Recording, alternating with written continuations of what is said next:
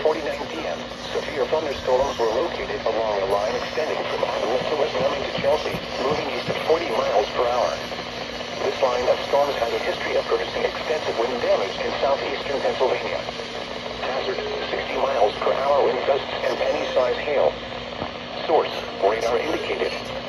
Intact, damage to roofs, siding, trees, and power lines is possible.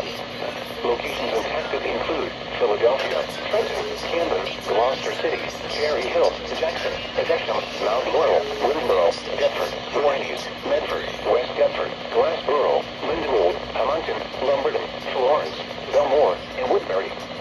This includes the following highways: New Jersey Turnpike between exits 2 and 8. Pennsylvania Turnpike near mile marker 359. Interstate 76 in New Jersey between mile marker 0 and 3. Interstate 195 in New Jersey between mile markers 0 and 24. Interstate 295 in New Jersey between mile markers 11 and 62. Interstate 676 in New Jersey between mile markers 0 and 4. Atlantic City Expressway between mile markers 29 and 44. For your protection, move to an interior room on the lowest floor of a building. In addition to large hail and damaging winds, frequent cloud-to-ground lightning is occurring with these storms.